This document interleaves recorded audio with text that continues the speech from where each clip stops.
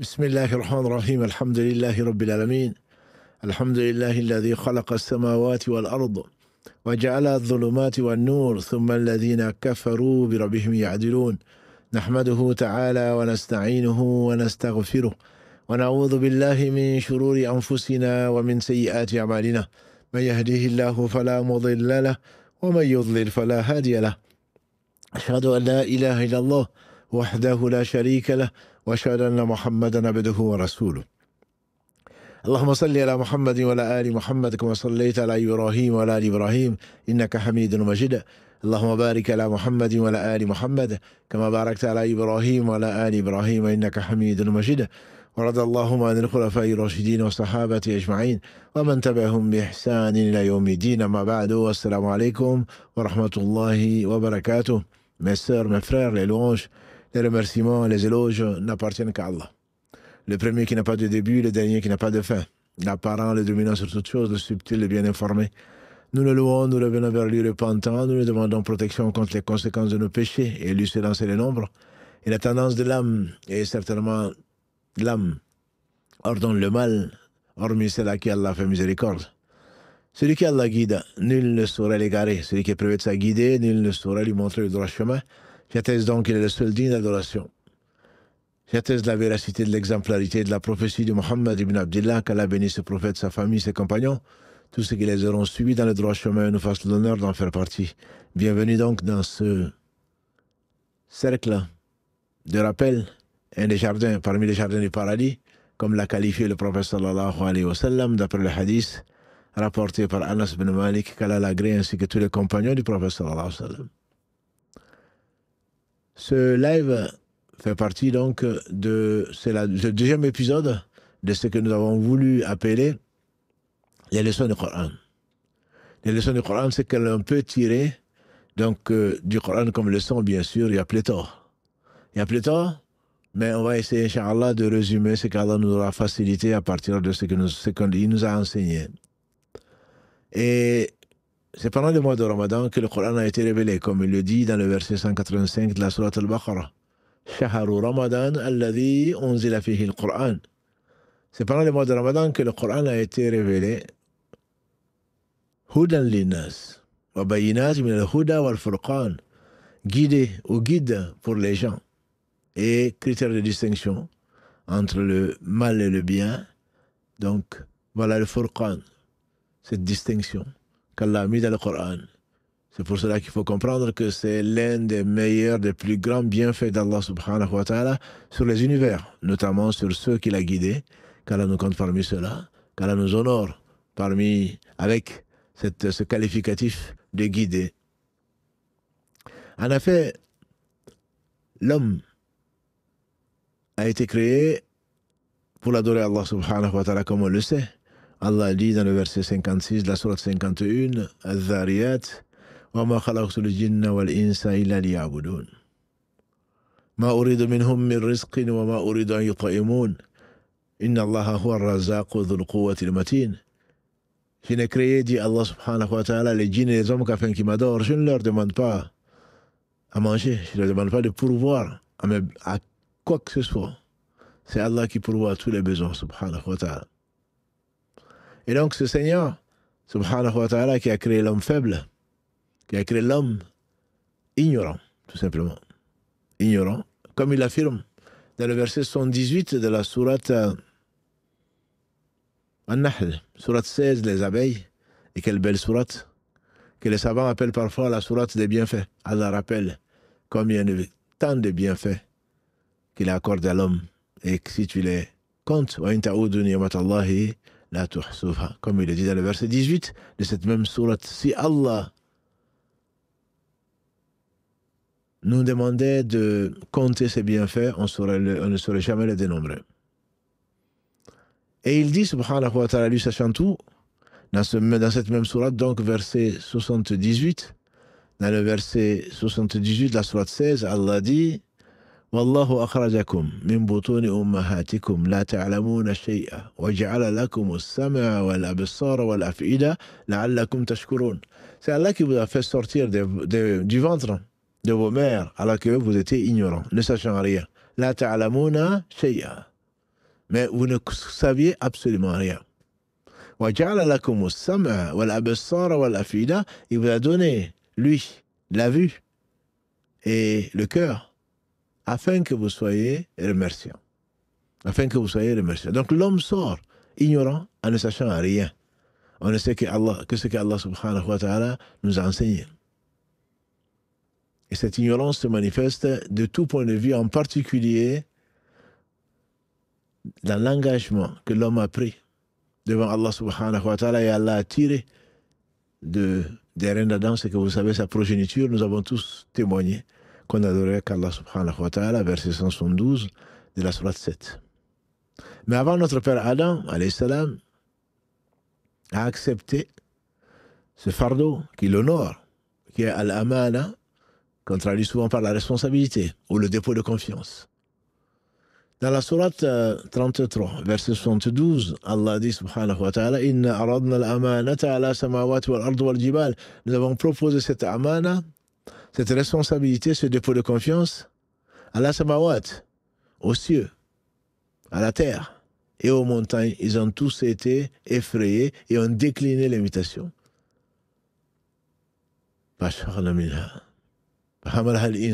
L'homme a accepté. Hamala, l'homme a accepté de porter ce dépôt. Et à la fin du verset 112, on a dit Innahu kana zaluman jahula. Zaluman jahula. L'homme est très certainement un très ingrat, un très injuste, très ingrat et très ignorant. Jahula, c'est très très ignorant. Ça vient de jahl. Le jahl, c'est l'ignorance. Quand on prend le dictionnaire, pour ne pas citer de marque, on trouve que l'ignorance, comme ça qu'on traduit en tout cas, c'est un manque de science ou de connaissance. On dirait plutôt connaissance. Parce que la science n'appartient qu'à Allah subhanahu wa ta'ala. Par contre, la connaissance, on l'acquiert. Et Allah nous ordonne de l'acquérir. Mais nous sommes ignorants. Les cieux, la terre, les montagnes ont été effrayés à cause des conséquences que nous ne savons pas. Et donc, le manque de connaissance est appelé ignorance. Mais en réalité, peut-être mieux que cela, pour vraiment l'expliquer, c'est le décalage entre la réalité et la perception qu'on peut avoir d'une chose. En effet, toi, tu peux avoir d'une certaine chose, un aspect, alors que la réalité ne reflète pas vraiment cette perception-là. Ce n'est qu'une perception d'une réalité. Mais la réalité est beaucoup plus complexe. Celui qui l'a créé est le seul, subhanahu wa ta'ala, à le savoir. Et donc, l'ignorance, ce n'est pas seulement le manque de connaissances. C'est ce qu'on pense parfois. Ce n'est pas seulement le manque de connaissances, dans la mesure où on peut connaître, et tout en restant ignorant. Pourquoi? Allah le dit souvent. Dans de nombreux versets, quand il parle de jahiliya, qui vient de la même racine. Jahl, c'est ignorer. C'est l'ignorance. Jahala shay, c'est ignorer la chose. La réalité de la chose, si on peut s'exprimer comme ça. Allah parle de la jahiliya. La jahiliya, donc, c'est le moment où l'homme suit ses passions. C'est le contraire de l'islam. Allah cite notamment ce terme jahiliya que l'on trouve dans beaucoup de dialectes des musulmans. On traduit, on pense souvent que c'est la perversion. Oui, ça en fait partie, mais ce n'est pas que ça. La jahiliya, c'est le moment avant l'islam. C'est le moment du contraire à l'islam. C'est ce que l'islam proscrit. Et que l'islam est venu pour faire sortir les gens justement des ténèbres vers la lumière. Cette lumière, c'est l'islam. Que les prophètes ont apporté à leur peuple, culminant par la mission du meilleur d'entre eux, Muhammad sallallahu alayhi wa sallam. Donc, tout ce qui s'oppose à la sagesse que l'on trouve dans l'islam est appelé jahiliya. Allah en parle, en particulier dans la sourate 3, quand il parle dans le verset 104, quand les polythéistes viennent affronter les musulmans à Uhud, et que les hypocrites, qui sont des non-croyants, qui vivent, qui se disaient musulmans et qui ont fait défection au prophète sallallahu alayhi wa sallam, on le verra, Inch'Allah, quand on reprendra la série du joyau de la prophétie, quand ils ont fait défection au prophète sallallahu alayhi wa sallam, et ils ont pensé que si ça dépendait que d'eux, ils ne seraient pas venus ici. Et ceux qui sont morts ce jour-là, s'ils étaient restés avec eux, ils ne seraient pas morts. Allah parle ici de dhanna jahiliya. C'est des présomptions, c'est des soupçons, c'est des conjectures de l'avant-islam, parce que ce n'est pas la réalité. Opposé donc à la réalité. Il dit également, subhanahu wa ta'ala, dans la sourate 5, verset 50, la sourate al-Ma'idah, quand il parle de hukmul jahiliya, parlant donc des gens qui utilisent des jugements autres que ce que Allah subhanahu wa ta'ala a fait descendre, donc des jugements de l'ignorance, opposés au jugement, bien sûr, de la science, de la connaissance. Allah parle également dans la sourate 48, verset 26, la victoire, quand les polythéistes sont venus, ou quand ils parlent de Hamiyat al-Jahiliya, c'est-à-dire la fureur de l'ignorance, du temps de l'ignorance, ou on traduit souvent par l'anté-islam, de ce qui est venu avant l'islam. Et il parle enfin, donc à quatre fois dans le Coran, et la quatrième fois, c'est quand il parle des femmes du prophète sallallahu alayhi wa sallam. C'est plus facile à retenir, c'est la sourate 33, verset 33. Dans la sourate 33, verset 33, Allah dit aux femmes du prophète sallallahu alayhi wa sallam de ne pas s'exhiber, de ne pas montrer leurs atours, comme du temps de l'anté-islam, du temps de la jahiliya. Donc voilà, pour cerner un peu le sujet de l'ignorance, du temps de l'ignorance. Le temps de l'ignorance n'est pas un manque de connaissances. Et actuellement, beaucoup de gens peuvent penser qu'ils sont évolués, qu'ils connaissent. C'est le temps de la conquête de Mars, de la découverte de ceci et de cela, mais néanmoins, ça reste appelé dans le Coran et dans l'islam en général de la jahiliya, dans la mesure où c'est basé sur les observations qui ne voient qu'un aspect, comme Allah subhanahu wa ta'ala le dit dans la sourate 30, ils ne connaissent que quelques aspects de la vie de ce bas monde. Alors que par rapport à l'au-delà, ils ne connaissent pas grand-chose. Donc celui qui pense connaître, en réalité, il ne connaît qu'un aspect, et c'est même de l'orgueil, quelque part, qui est l'une des sources de tous les péchés. Moi je suis, moi je sais, moi je crois. Voilà. Et qui tu es pour te prendre pour une référence. Celui qui se prend comme une référence, très certainement, est un jahil, c'est-à-dire c'est un ignorant. Mais en réalité, l'ignorance est considérée dans le Coran comme tout ce qui va à l'encontre donc de ce que Allah a aimé et ordonné et par miséricorde accordé aux fils d'Adam et aux djinns pour avoir une vie saine dans ce bas monde. Dans la sourate 12, Yusuf, alayhi salam, le verset 33, quand la femme du Aziz, la femme du vice-roi, si on peut l'appeler ainsi, la femme du Aziz a essayé de le séduire. Il a demandé protection auprès d'Allah. Il dit que de lui écarter ces stratagèmes de ces femmes, parce que si jamais il ne le fait pas, subhanahu wa ta'ala, il tombera dans leur piège et il sera parmi les jahilines, c'est-à-dire parmi les désobéissants. Parmi les désobéissants, dans le sens de le fait donc de désobéir devient de l'ignorance. En effet, c'est ignorer la toute-puissance d'Allah subhanahu wa ta'ala, son châtiment rigoureux et la malédiction qui peut être derrière et les conséquences. Le fait de voir, de penser, de faire quelque chose qu'Allah n'aime pas, alors qu'il est capable de tout, subhanahu wa ta'ala, c'est de l'ignorance.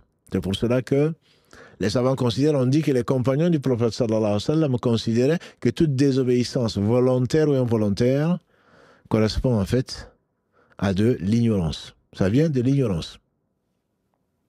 Ça vient de l'ignorance. C'est Allah subhanahu wa ta'ala qui le dit. Dans la sourate 4, verset 17. Allah subhanahu wa ta'ala, quand on parle de repentir, il dit il n'y a pas de tawbah pour celui qui a fait une faute et ensuite qui attend, sans se repentir dans un futur proche. Mais le futur proche, les savants l'expliquent comme avant la mort. Allah dit que la tawbah, la tawbah n'est acceptée que celui qui a fait une désobéissance par ignorance. Bijahala. Bijahalatin, c'est qu'il a fait la désobéissance par ignorance. Et l'avis majoritaire des savants, c'est par ignorance, c'est-à-dire il n'a pas su ce qu'il attendait, il n'a pas connu Allah comme il se doit, parce qu'on ne peut pas désobéir à Allah quand on se souvient de qui est Allah, quand on sait qui est Allah, quand on réfléchit aux conséquences de ses actes. C'est que quand on le fait involontairement, c'est parce qu'on ne sait pas. Quand on le fait volontairement, c'est vraiment jouer avec le feu, pour ne pas dire plus. Comme nous l'avons dit avec Bilal ibn Malik, ne vois pas la petitesse du péché, vois plutôt la grandeur de celui à qui tu as désobéi, on lui fait dire. C'est-à-dire toute désobéissance. Qatada, un des épigones de deuxième génération, donc la génération qui vient après celle des compagnons du prophète sallam, qui est la deuxième meilleure génération, disait que ce soit volontaire ou involontaire, c'est l'une des références en matière d'explication du Coran. Quant à Mujahid, qui est un des élèves d'Ibn Abbas, qui est également un épigone, deuxième génération, dit que, c'est-à-dire que ce soit jeune ou que ce soit plus âgé, toute désobéissance correspond en fait à de l'ignorance. Autant un enfant sur lequel forcément la plume est levée, qui n'est pas responsable, le fou n'est pas responsable, le somnambule ou celui qui dort et qui fait les choses n'est pas responsable, puisque sa raison n'est pas là. L'âme, Allah l'a repris, je ne parle pas bien sûr de l'âme végétative qui lui permet de respirer, etc. Mais son âme, son cœur, animé par ce qu'Allah seul sait, par le ruh, la vie est là, mais en réalité, donc la personne n'est pas responsable, comme l'a dit le prophète sallallahu alayhi wa sallam. Donc un enfant qui se met à faire des choses, on va dire, il est ignorant, parce qu'il ne connaît pas les conséquences de la chose. Mais quand la personne sait, pense savoir en tout cas, et agit, pour quelque part c'est un défi qu'il lance à Allah subhanahu wa ta'ala. Il peut dire mon Seigneur, comme l'a dit Satan, il peut dire Rabbi, bima aghwaytani. Il connaît son Seigneur. Seigneur, du fait que, disait Satan, du fait que tu m'as éloigné du chemin, tu m'as écarté du chemin. Je vais me mettre sur leur chemin, etc., etc. Tu ne trouveras que très peu de tes serviteurs qui sont reconnaissants. Il a effectivement conjecturé, et sa conjecture, peu s'en est fallu que sa conjecture soit vraie. Si Allah, dans sa miséricorde, n'a pas envoyé donc un prophète ou des prophètes à chaque peuple, est muni de preuves et muni parfois de livres dans le Coran. Et donc le fait, c'est de l'ignorance, ma sœur, quand tu te mets à désobéir à Allah parce que consciente que tu es, conscient que tu es mon frère, que Allah t'a interdit cela. Et si tu ne le sais pas, tu es quand même ignorant. Parce que tu ne sais pas que Allah a interdit cela. Or, a dit le prophète sallallahu alayhi wa sallam, talabul ilmu farida ala kulli muslim. La recherche de la science est une obligation pour tout musulman. Musulman comme musulman, la recherche de la science, c'est que Allah a ordonné, c'est que Allah a révélé. Le minimum pour que tu puisses vivre dignement, ce n'est pas une excuse de dire je ne savais pas. N'est-ce pas que le proverbe dit nul n'est censé ignorer la loi. Il ne s'agit pas du détail, bien sûr. Mais comment prier Allah? Qui est ton Seigneur? Quelle est ta religion? Qu'est-ce que tu penses de Muhammad sallallahu alayhi wa sallam? Ces trois questions qui te seront posées dans la tombe. Munkar et Nakir ne vont pas te trouver d'excuses. Personne de responsable, j'entends, à partir de la puberté qui dans sa période de raison, qui n'a pas perdu la raison entre-temps, dans ta courte vie, tu n'auras pas d'excuse de dire « je ne sais pas ». Quand on va te demander quel est ton Seigneur, quelle est ta religion, qu'est-ce que tu penses de Mohammed sallallahu alayhi wa sallam, tu ne peux pas dire « je ne savais pas ». Celui qui le dit, bien sûr, méritera ce qu'il méritera, et ce sera le châtiment, et qui va continuer jusqu'au jour du jugement dernier, où il ira, comme Pharaon, condamné à plus grave châtiment, à plus ignominieux châtiment, comme Allah lui promet dans le verset 46 de la sourate 40. Matin et soir, on va lui montrer sa place en enfer. Le feu de l'enfer leur sera montré, dit Allah subhanahu wa ta'ala par rapport à Pharaon. Et le prophète sallam l'a confirmé, bien sûr. Il ne saurait y avoir de contradiction entre les deux, entre ce qu'il dit, sallallahu alayhi wa sallam, ce qu'il a dit et qui a été authentifié, et ce qui a été révélé sur lui, puisque tous deux font partie de la révélation. Matin et soir, le feu leur sera exposé dans la tombe, et le jour de la résurrection, on dira, amenez, ramenez, poussez Pharaon et sa famille au plus châtiment des supplices, au plus dur, au plus humiliant des supplices, qu'Allah nous en préserve. Tout ceci pour dire que toute désobéissance, on dit que les compagnons du prophète sallam étaient unanimes pour dire que toute désobéissance à Allah subhanahu wa ta'ala est ignorance, est due à l'ignorance, est un comportement de jahil, quelqu'un qui ne sait pas, quelqu'un qui ne connaît pas plutôt, Allah seul sait, quelqu'un qui ne connaît pas. Si effectivement Allah subhanahu wa ta'ala dans sa miséricorde nous a fait descendre la science, il aurait pu subhanahu wa ta'ala nous laisser comme on était et nous a confié la raison à laquelle souvent il fait référence, qui nous distingue du règne animal et d'autres règnes, et donc il aurait pu nous laisser comme ça, mais par pure miséricorde il nous a envoyé la science au travers des prophètes alayhim salam. Si le Coran est un livre de guide, c'est Allah qui le dit. Dans le verset 2 de la sourate al-Baqarah, après dans le verset 1 il dit Alif Lam Mim, dans le verset 2 il dit Dhalika al-kitabu la rayba fi hudal lil muttaqin. Ce livre, point de tortuosité, point sans doute dessus, est un guide pour les pieux. Dans le verset 185 de cette même sourate 2, Allah dit Shahru Ramadan alladhi unzila fihi al-Qur'an hudan lin-nas.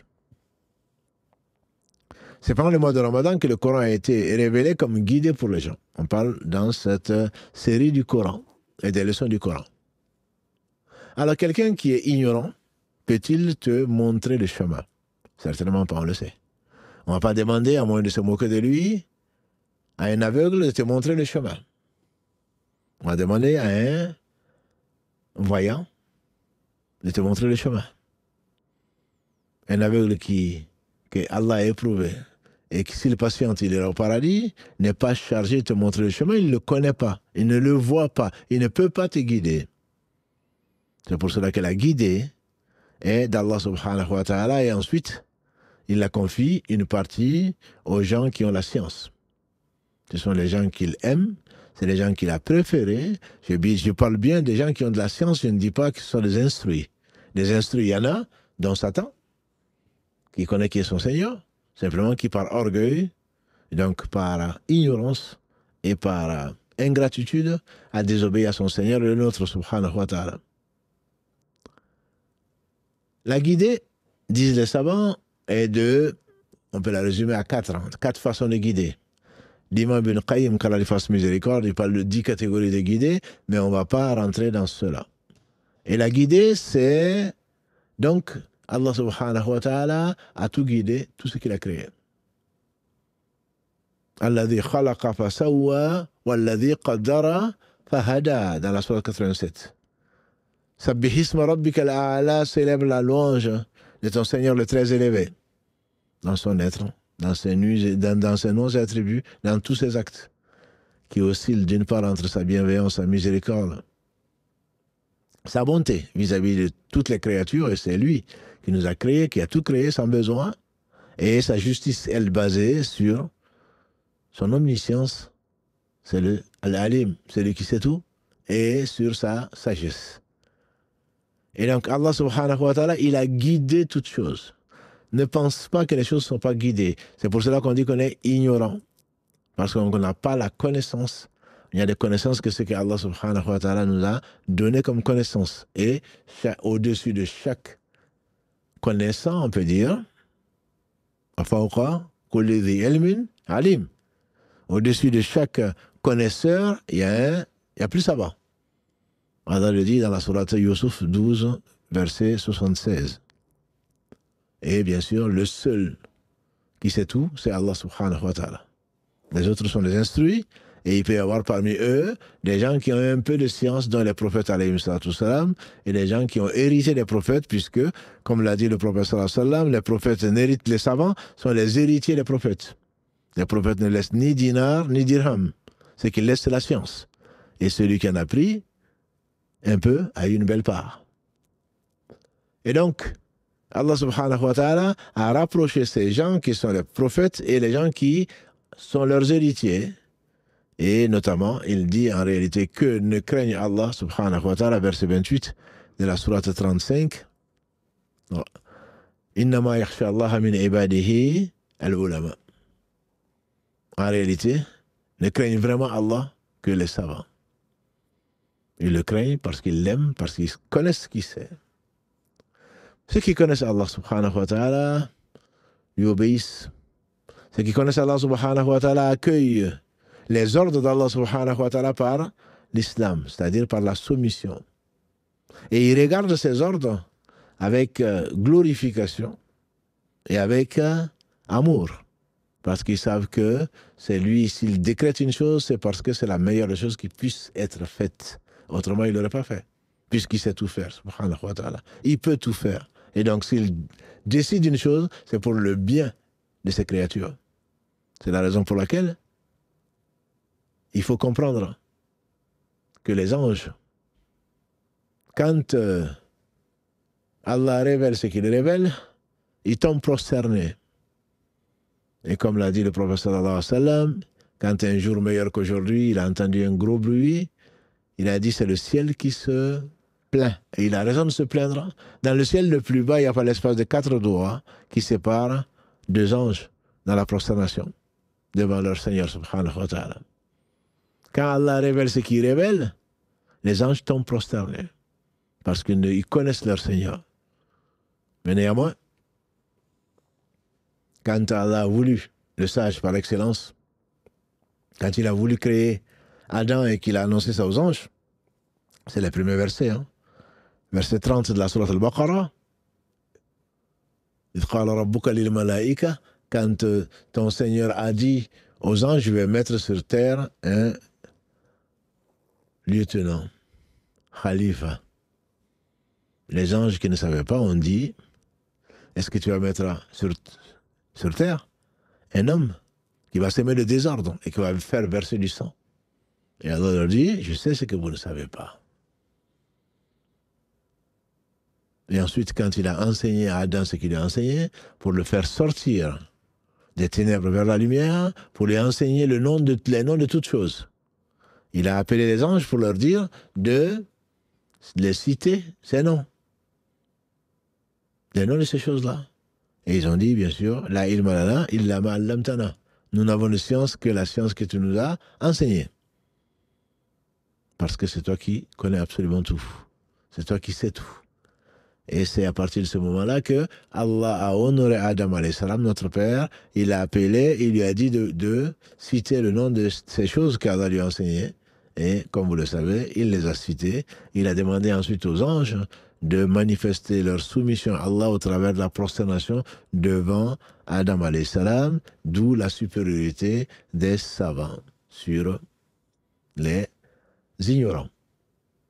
La supériorité des savants sur les ignorants, ce sont des choses qui sont établies dans l'islam et notamment dans le Coran, quand Allah subhanahu wa ta'ala, dans la sourate 58, Al-Mujadala, verset 11, dit que il élève les gens outre ilm darajat, les gens donc qui ont la science, ils les élèvent en degrés.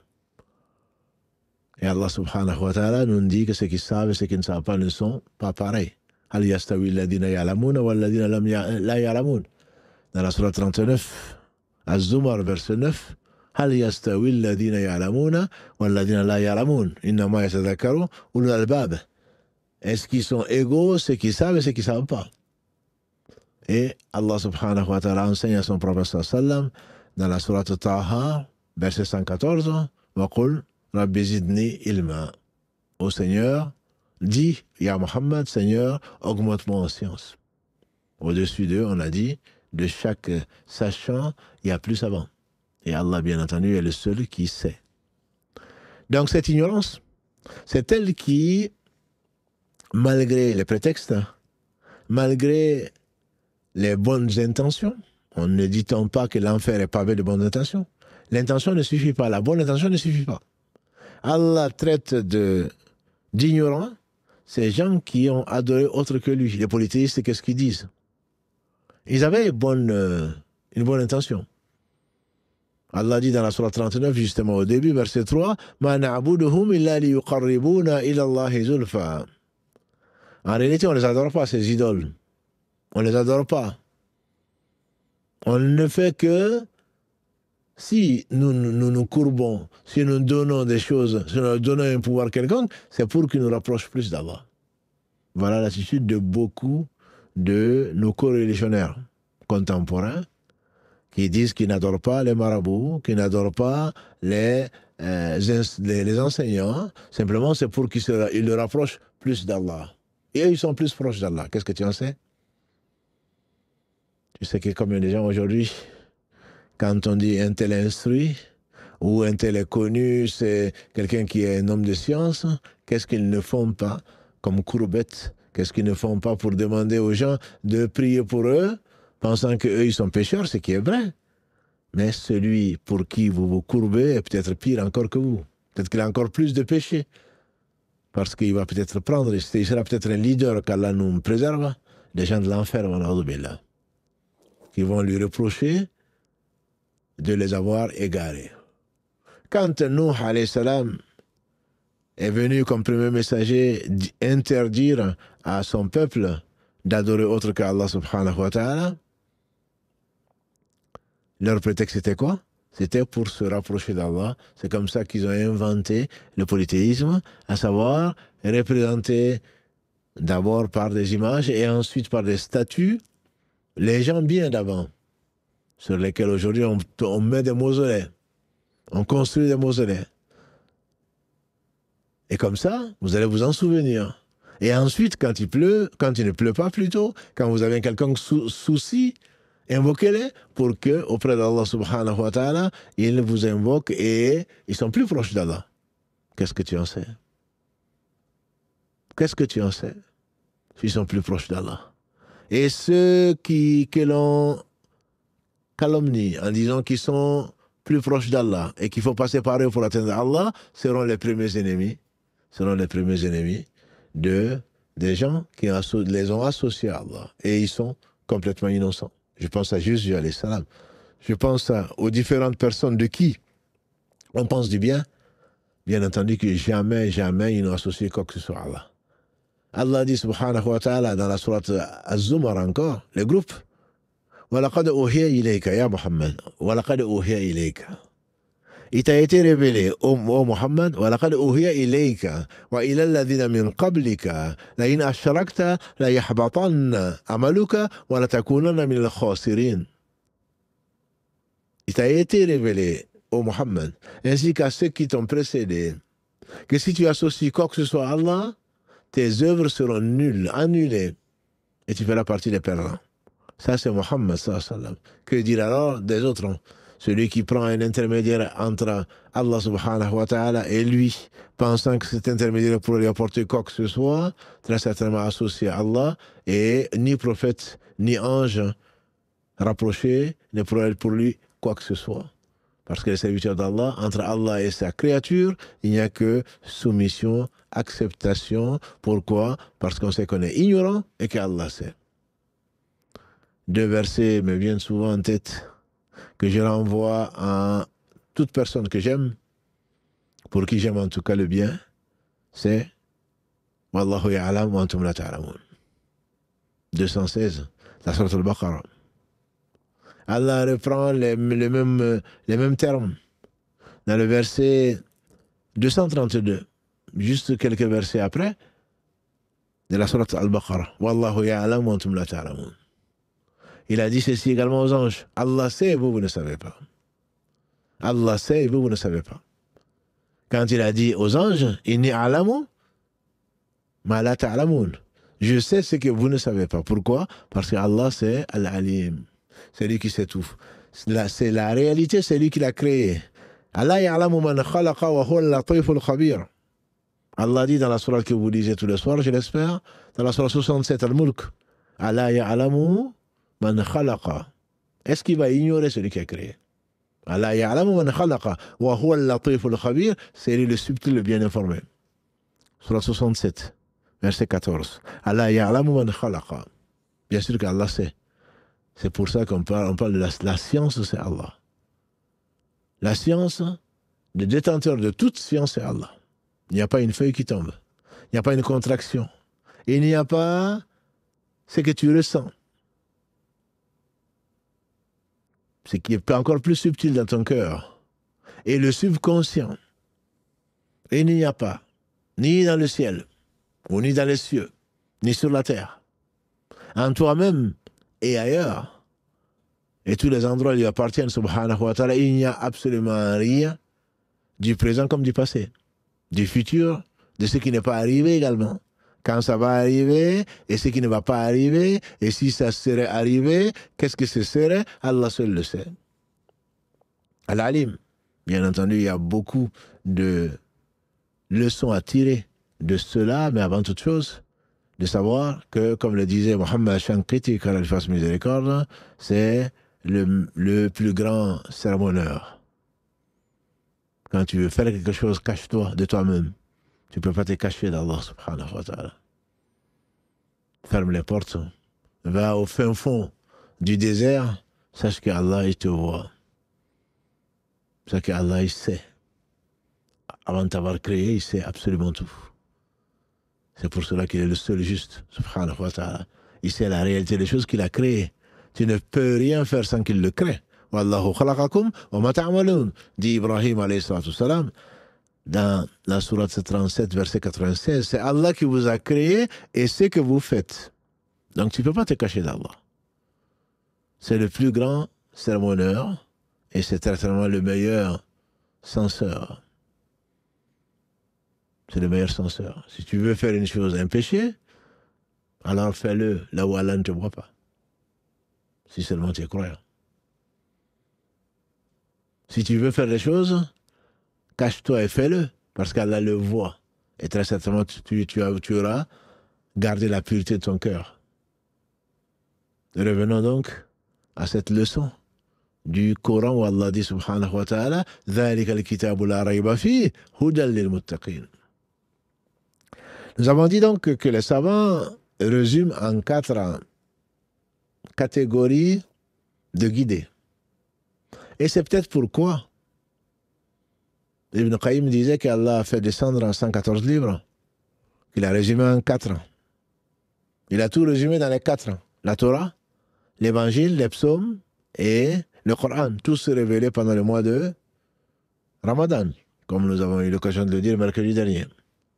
Allah a révélé les feuilles de Daoud, les feuilles de Ibrahim alayhi salam, la première nuit du Ramadan. Après 6 nuits, il a révélé la Torah à Moussa alayhi salam. Après 13 nuits, il a révélé l'évangile à Jésus alayhi salam. Et après 18 nuits, il a révélé le Zabour, les psaumes à Daoud alayhi salam. Et enfin le Coran, après 24 nuits, dans cette version, dans le Musnad de l'imam Ahmad. Qu'Allah lui fasse miséricorde.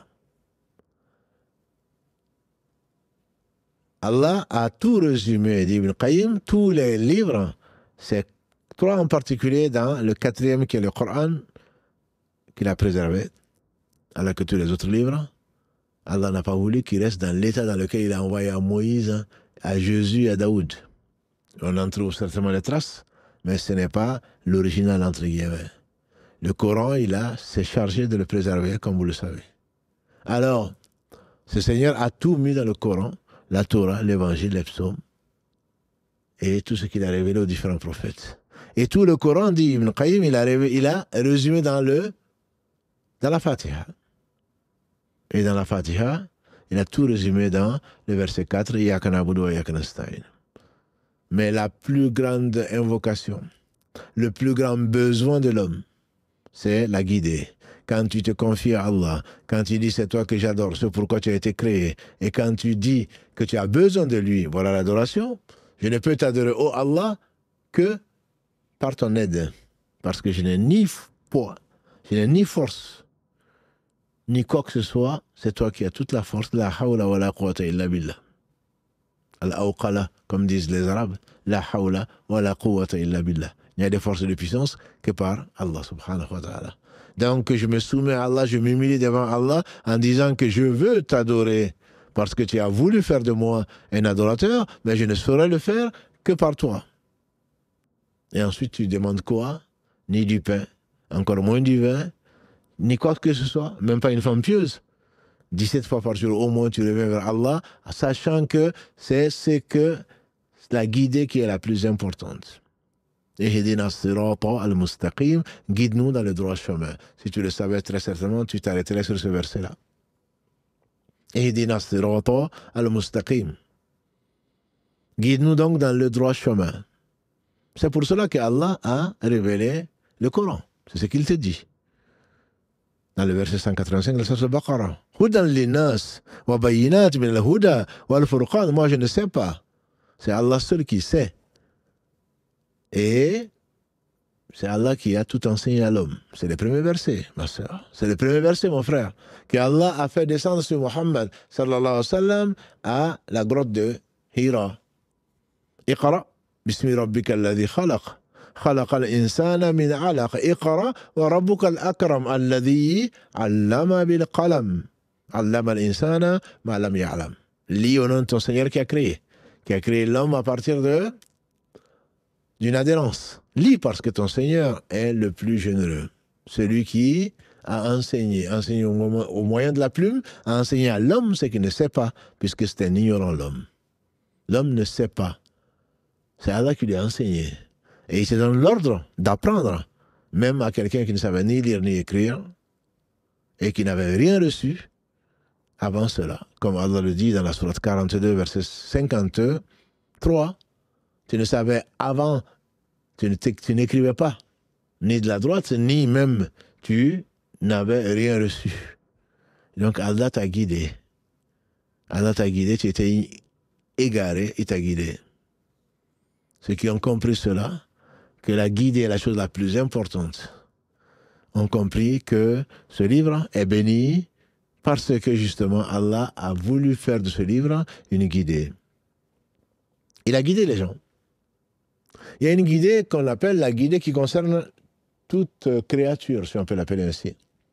Les animaux en particulier. N'as-tu pas vu que ton Seigneur a révélé ce qu'il a révélé à l'abeille? C'est étonnant. C'est étonnant. Ça, c'est une inspiration. Il a révélé à l'abeille ce qu'il a révélé, de quitter son nid, de construire son nid. Tu n'as pas vu les nids d'oiseaux, tu n'as pas vu les ruches. Tu n'as pas vu que chaque espèce a sa façon de célébrer Allah, comme il le dit, a sa façon de vivre, a sa façon de se protéger. La survie, l'instinct de survie, ce n'est pas toi qui l'auras appris. Ce n'est pas les anthropologues non plus, ni les entomologues, pour parler des insectes. C'est Allah qui leur a inspiré ça de le faire. Va chercher dans les gènes scientifiques. Va chercher dans les gènes et vois où est-ce que ça s'est imprimé. C'est Allah qui a révélé comme le nom, comme la sourate 29 le dit, qui sont les abeilles. Allah a inspiré aux abeilles d'aller butiner toute fleur, que ce soit sur les montagnes, que ce soit n'importe où, et d'aller les butiner pour en faire ensuite du miel où il a mis une guérison. Ça, c'est ce Seigneur subhanahu wa ta'ala qui a révélé. C'est Allah qui a inspiré, comme il a inspiré à la mère de Moussa, dans la sourate 28 en particulier, de laisser son enfant dans un sarcophage. Et si jamais quand elle craindra pour sa vie, de l'attacher et de le mettre dans le Nil. C'est ce qu'elle fit. Allah inspire aux cieux de devenir 7 cieux. Les inspirations sont des formes que toi tu ne peux pas comprendre. Et toi, prétentieux que tu es, orgueilleux que tu es, tu te dis non, je ne comprends pas, donc c'est pas vrai. Mais comment ça peut se faire? Est-ce que quand tu n'étais rien d'ailleurs, comme Allah le dit dans la sourate 76, verset 1,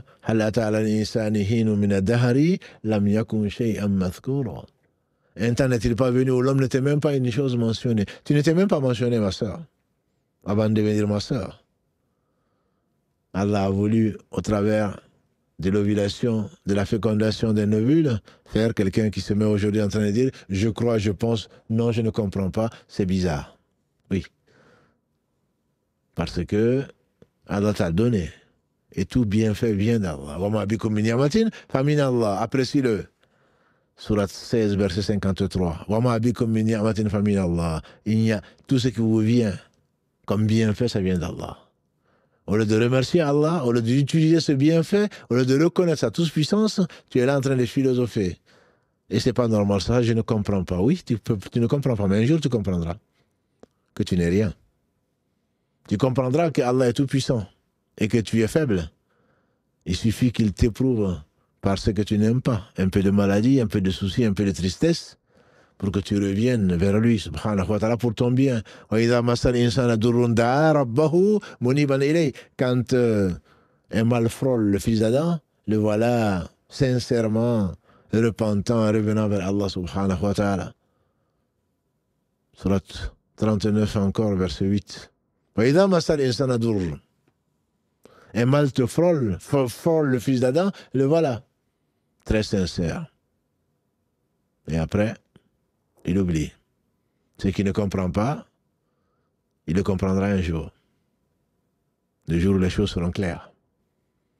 Là, on est juste là pour être testé dans ce bas monde parce qu'on a tous attesté, on a dit, verset 172 de la sourate 7, devant Allah subhanahu wa ta'ala, il n'adorait que lui.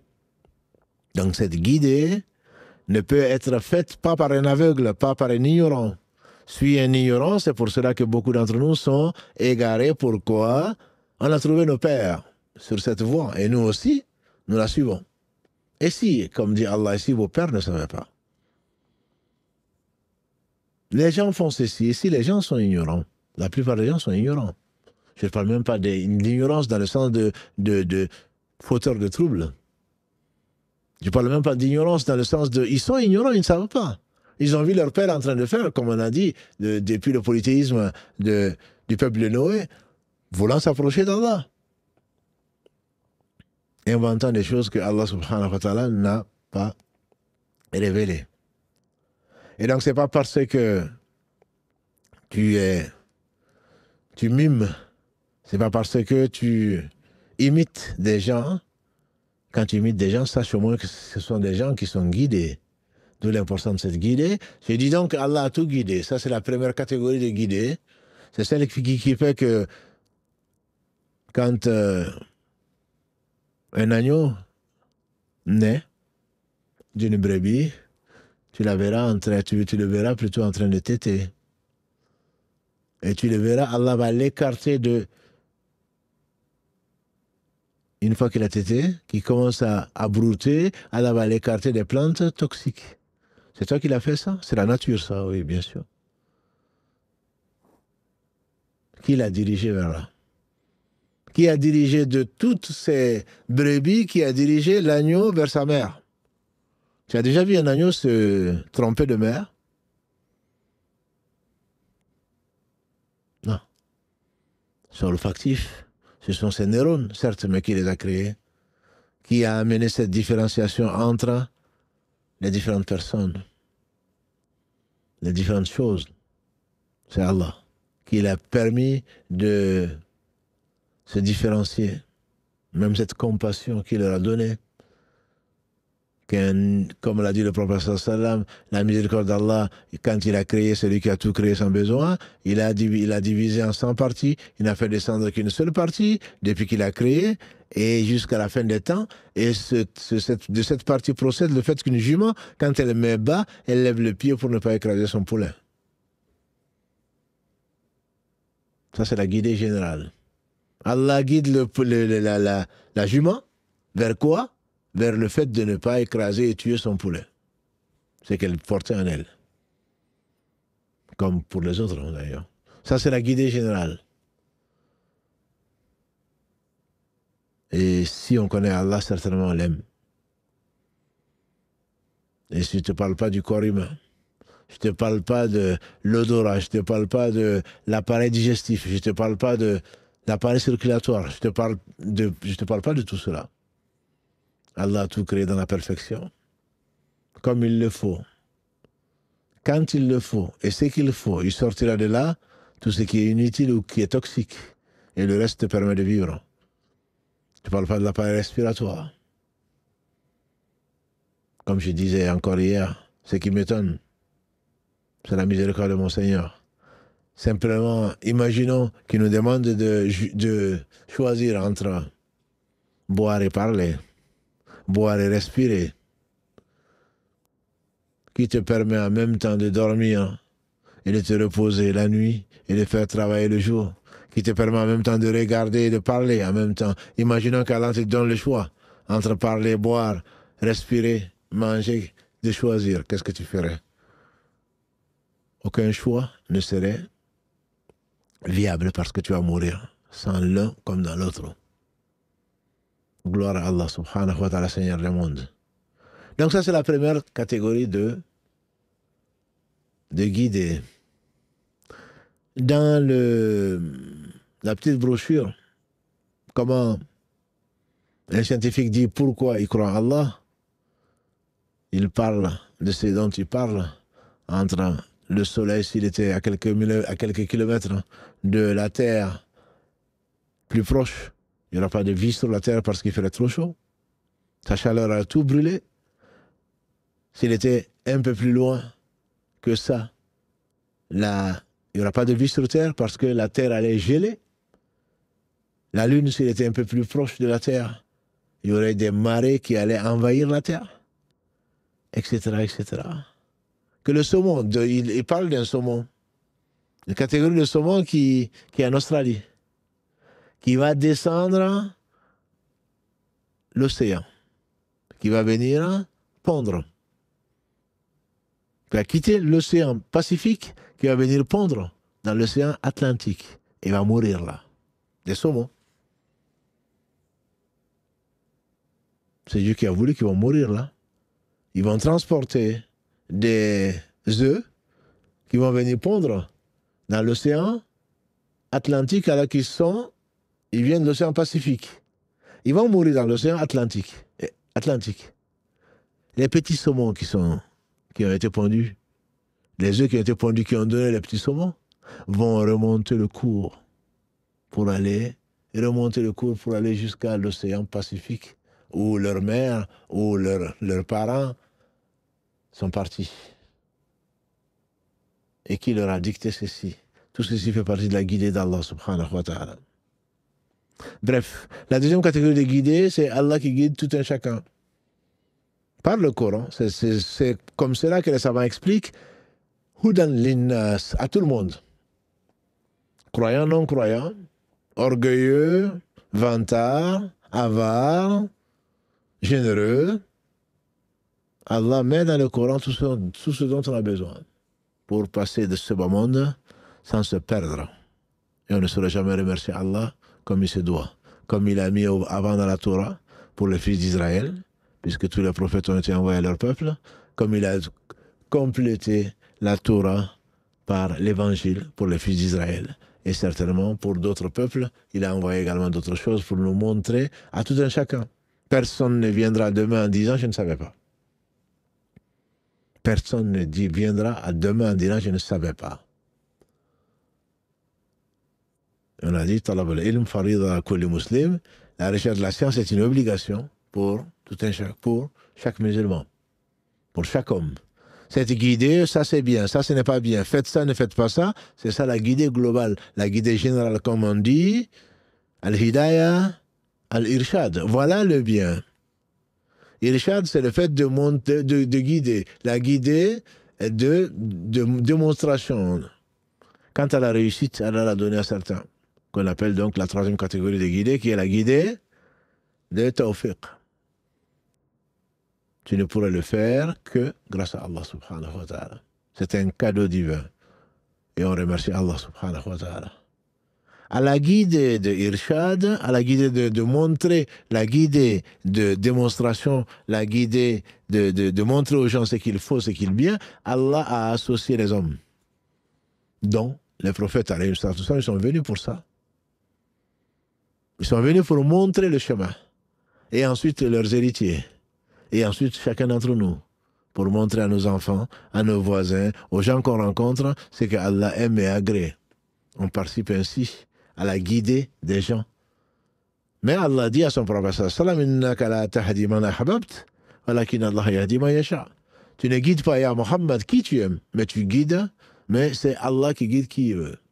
S'agissant bien sûr de son oncle, Abu Talib, verset 28, et surat 28, verset 56. Tu ne guides pas, ya Muhammad, qui tu aimes, mais c'est Allah qui guide qui il veut. Cette guidée, Allah seul la donne. Ni prophète.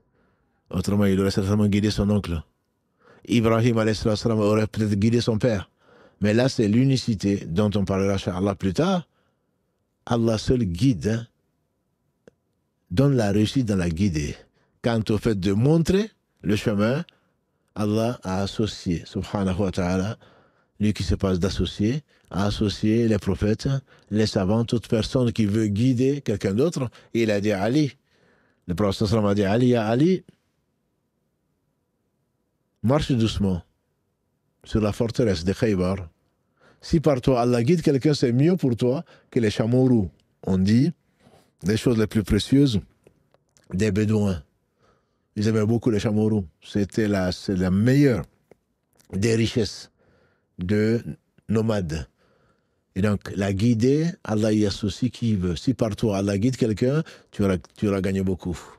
Et là, Allah t'associe à cela. Mais c'est Allah qui guide la personne dans le sens de Allah lui a donné la foi. Le fait de faire parvenir le message, oui, tu es responsable, ma soeur. Oui, tu es responsable, mon frère. Mais le fait que quelqu'un l'accepte, vraiment, Allah Rasouli, il a le balaa. Allah dit, il n'appartient au messager que de transmettre. N'as-tu pas vu ce hadith que nous aimons tous, où le prophète sallallahu a dit, on m'a montré les groupes, on m'a montré les communautés. La communauté de Moussa, masha'Allah, était très nombreuse. Celle de Mohammed était encore plus nombreuse, parmi lesquelles les 70 000 qui rentraient au paradis sans rendre compte, qu'Allah nous compte parmi ceux-là. Et il a dit également, j'ai vu des prophètes, il y en a eu qui n'avaient que quelques suiveurs. Et j'en ai vu un avec personne. Et pourtant, bien entendu, Allah l'a secouru, Allah l'a guidé, Allah l'a soutenu. Et malgré cela, personne ne l'a suivi de son peuple. J'ai vu un prophète, avec lui, personne. Donc ça, c'est une guidée que personne ne peut faire. C'est la troisième catégorie de guidée. Al-hidayah, at-tawfiq, que ton cœur s'ouvre à la vérité. Ça ne dépend que d'Allah, subhanahu wa ta'ala. Et comme Allah le dit, même si on les avait guidés, ils auraient refusé la guider. Allah est juste. Il a exposé, au travers des prophètes, au travers des livres, tout ce dont nous avons besoin. Mais l'ignorance, l'orgueil, ce bas monde a attiré tant de personnes. Raison pour laquelle la sagesse a voulu que Allah subhanahu wa ta'ala nous donne les moyens de lutter contre ce bas monde, contre les tentations plutôt de ce bas monde. Il nous a informés. Est-il plus ignorant que quelqu'un qui ne sait même pas pourquoi il est là, pourquoi il vit? Y a-t-il plus ignorant quelqu'un qui ne sait pas où il va? Qu'est-ce qu'il va devenir? Y a-t-il plus ignorant que quelqu'un qui ne sait même pas d'où il vient? même s'il a le prix Nobel. Est-ce qu'il est savant? Non. Un peu de ce bas monde. En réalité, pour l'au-delà, il n'est pas au courant. Il ne sait pas ce qui va arriver. Les gens, ils ont dit, j'ai pas de preuves. Tu en auras. Je prends Allah témoin que tu en auras. Le jour où tu rencontreras l'ange de la mort, tu sauras que la vérité était ce qu'Allah a révélé. Ce Seigneur, subhanahu wa ta'ala, a voulu une quatrième catégorie, disent les savants, de guider, qui est donc la guider vers le paradis. Allah dit, subhanahu wa ta'ala, dans le verset 43 de la sourate 7 à l'Araf, quand les gens du paradis rentreront au paradis, diront Alhamdulillahi alladhi hadana li hadha wa ma kunna linahtadiya lawla an hadana Allah. C'est ce que je dis souvent à l'introduction des lives. Alhamdulillah.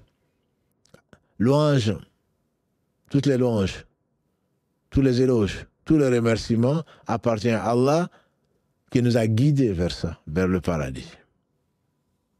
Nous, on n'aurait pas été guidés s'il ne nous avait pas guidés. C'est une certitude. C'est Allah qui guide vers le paradis. C'est lui qui nous fait sortir vers les ténèbres de l'ignorance, vers la lumière de l'islam. Et au travers de la foi et sa manifestation pour aller, qui a conduit ensuite, grâce à lui, vers le paradis, puisque, comme on le sait, le prophète sallallahu a dit, même moi, je ne sais pas ce qu'Allah fera de moi. Hadith rapporté par l'imam Bukhari. Dans une autre version que l'on connaît mieux, hadith, les actes d'aucun d'entre vous ne fera rentrer au paradis. On dit même toi, il dit même moi, si Allah ne me fait pas miséricorde. Donc tout bien vient d'Allah. Le fait que tu aies la foi, c'est Allah seul qui doit te remercier. Ce n'est pas tes efforts. N'as-tu pas vu qu'il y a plus fort, qui a plus âgé, qui a plus instruit que toi et qui l'a pas? Allah guide qui il veut. Et il laisse dans l'égarement les orgueilleux et les ignorants dans le sens de ceux qui ne savent pas pourquoi ils sont là. Et qui se contentent de manger, de boire comme des animaux. Et donc Allah guide qui il veut. La quatrième façon ou catégorie de guider, c'est cette guidée-là qu'Allah va inspirer, qui va donner aux gens qui seront au paradis, qu'Allah nous compte parmi ceux-là. Et comme l'a dit le prophète sallam, aucun d'entre vous au paradis ne se trompera de maison. Tu n'auras pas besoin de Google Maps. Tu n'auras pas besoin de savoir par quelle rue il faut que je passe pour aller. Non. Le paradis est plus vaste que les cieux et la terre et personne ne sera gêné par un voisin. Tu n'en auras pas. C'est facile à Allah. Sa promesse est vraie. Donc, quand on dit que le Coran est une guidée pour les gens, donc cette guidée donc, est la deuxième catégorie de guidée, le fait de montrer le chemin. Voici le chemin. Quand Allah dit que c'est une guidée pour les pieux, deuxième verset de la sourate Al-Baqarah, c'est pour dire que ceux, effectivement, à qui Allah a permis, qu'Allah a honoré par la foi, se guident au travers des directives qu'Allah a mis dans le livre, qui résume tous les autres livres, qu'il a mis dans le livre, qui montre la voie, qui a mis dans le livre, qui rappelle ce qui est arrivé à ceux qui ont été guidés et ceux qui n'ont pas été guidés. Mais de tout cela, si Allah le veut, Inch'Allah, on reviendra dessus pour le détailler. Donc la guidée ne peut être montrée, ne peut être donnée que par Allah subhanahu wa ta'ala, ne peut être montrée que les gens qui ont appris, qui savent à partir de quoi? À partir d'une source, la source pure, la vérité entière, qui est la réalité elle-même, puisque c'est lui qui l'a créée. Ce n'est pas des aspects de la vie de ce bas monde, des aspects d'une situation quelconque. Certains connaissent un peu de ça, un peu de cela. Il y a toujours plus savants, mais le seul savant, c'est Allah subhanahu wa ta'ala, dont la miséricorde est infinie. La science d'Allah, on ne peut pas en parler. Al-Khidr alayhi salam, dont Allah subhanahu wa ta'ala nous narre l'histoire, au moins en partie, dans la sourate 18, verset 66 et suivant, quand il rencontre Moussa alayhi salam, quand il le rencontre, et que finalement il dira à Moussa, tu ne sauras pas supporter ce dont tu n'as pas l'explication, Tu ne seras pas patient à ma compagnie. Et quand tu vas ensuite, on dit, le premier examen, entre guillemets, ils montent dans un bateau. Et tous les deux, finalement, Al-Khidr commence à faire des brèches dans le bateau. Mais ce qui m'intéresse là, c'est l'aspect poétique. Il y a un moineau ou un oiseau qui s'arrête, qui se met sur le rebord du bateau et qui prend 2 gorgées d'eau. Et le Khidr qui dit à Moussa, Moussa, vois-tu, la science qu'Allah t'a donnée, la Torah, la science que moi il m'a donnée de ce que tu ne sais pas, de l'avenir, nos deux sciences réunies, et pourtant Allah a parlé de vive voix à Moussa. Moussa, c'est le plus grand messager des fils d'Israël. On dit même qu'il vient en 3e position après Mohammed sallallahu Ibrahim. Parmi les 5 Ulul Azm min al-Rusul. Il a dit, vois-tu Moussa, la science que Allah t'a donnée, la science qu'il m'a confiée, les 2 sciences ne représentent pas par rapport à la science d'Allah, pas plus que ces quelques gorgées d'eau que l'oiseau vient de prendre par rapport à l'étendue de la mer. Par rapport à l'étendue de la mer. On n'a pas vraiment estimé Allah comme il se doit. Il est Al-Alim, celui qui sait absolument tout. Qu'Allah soit loué, subhanahu wa ta'ala, et qu'il nous donne un peu de science, surtout qu'il nous tire notre ignorance, et on le loue, entre autres, de nous avoir donné l'islam, de nous avoir fait sortir des ténèbres vers la lumière, et ceux qui étaient instruits parmi nous, de leur avoir donné la connaissance, la vraie connaissance, comme le dit Ibn Qayyim, al-ilm, qala Allah, qala Rasulullah, qala Sahaba. La vraie science, c'est Allah a dit, le messager a dit, les compagnons ont dit, parce qu'ils ont tenu de Muhammad sallallahu alayhi wa sallam, et Muhammad l'a tenu de Allah subhanahu wa ta'ala. Wa ma yantiqu anil hawa. On revient souvent dessus, ce verset. C'est verset 3 et 4 de la sourate 53. Il ne parlait pas de lui-même. In huwa illa wahyun yuha. Ce n'est qu'une révélation, une inspiration révélée. Et donc lui, il tient son Seigneur subhanahu wa ta'ala. Ça, c'est la science. Tout autre que ça n'est que ignorance. J'ai dit ignorance, encore une fois, ce n'est pas, c'est une connaissance d'un aspect de la chose, mais pas tout l'aspect. Allah seul sait tout. Mais c'est l'expression utilisée, malheureusement, pas toujours à bon escient, Allahu A'lam. Et Allah sait encore plus. Et Allah seul sait tout. Ça dépend de comment on le traduit. Quel que soit ce que tu vas dire, il y a toujours plus. Ce n'est qu'un aspect de la vérité. Ce n'est qu'un aspect de la réalité. Ce n'est qu'un aspect de la chose. Allah seul embrasse tout de sa science, subhanahu wa ta'ala. Et on demande à Allah subhanahu wa ta'ala de bénir Mohammed, sa famille, ses compagnons, tous ceux qui les auront suivis dans le droit chemin, et qui nous fassent l'honneur d'en faire partie. Subhanak Allahumma bihamdika, ashhadu an la ilaha illa anta, astaghfiruka wa atubu ilayk. Juste avant de terminer, qu'Allah bénisse la sœur de Lyon, qui nous a proposé de trouver à notre sœur, vous savez, qui a été très éprouvée et qu'on a eu au téléphone plusieurs fois, les lundis, et qui devait se faire opérer par un neurochirurgien qui avait demandé conseil lors de sa dernière intervention. Une sœur de Lyon s'est proposée pour l'aider, puisqu'elle travaille à l'hôpital, une sœur ou un frère, désolé, puisqu'il travaille à l'hôpital, de pouvoir lui trouver un rendez-vous plus proche pour avoir au moins un deuxième avis de neurochirurgien. Donc si la sœur nous écoute, ou si vous connaissez cette sœur, donc, qui est passée plusieurs fois à l'antenne, au moins 2 fois à l'antenne, pour nous parler de ses soucis, de son épreuve, si vous la connaissez, si elle peut, Inch'Allah, nous contacter pour qu'on puisse donner... qu'elle écrive donc, Inch'Allah, qu'elle écrive en privé pour qu'on puisse, Inch'Allah, la mettre en contact avec cette personne, je pense que c'est une sœur, mais Dieu seul sait, avec cette personne de Lyon que nous remercions. Parce que, comme nous avons dit, c'est vraiment une famille. Alhamdulillah, c'est une famille. Et quand un membre nous manque, et Karim va mieux, même si ça pourrait être mieux, comme il le dit, il va mieux, alhamdulillah, mais il est toujours éprouvé. Mais alhamdulillah, malgré cela, qu'Allah le bénisse, malgré cela, il contribue et grandement au succès donc, de la réalisation donc de ces lives. Comme vous le savez, c'est mercredi et samedi. Samedi, Islam au quotidien. Mercredi, la médecine du cœur. Et là, on parle donc des leçons du Coran. Et à partir de la semaine prochaine, Inch'Allah, quand on arrivera au 20, on va essayer de faire des lives en direct, comme vous les aimez, pendant les nuits de Ramadan, c'est-à-dire 2h ou 3h du matin. On vous en fixera, Inch'Allah, le créneau horaire. Et ça, tous les soirs, Inch'Allah, pour rechercher avec espoir, avec foi et espoir de la récompense, la nuit du Qadr, la nuit du destin, qui vaut plus que 1000 mois. Mais on reviendra, Inch'Allah, sur cette question-là. Subhanakallahumma bihamdika, ashhadu an la ilaha illa anta, astaghfiruka wa atubu ilayk. Subhana rabbika, rabbil izzati amma yasifun, wa salamun ala mursalin, walhamdulillahi rabbil alamin. Wassalamu alaikum wa rahmatullahi wa barakatuh.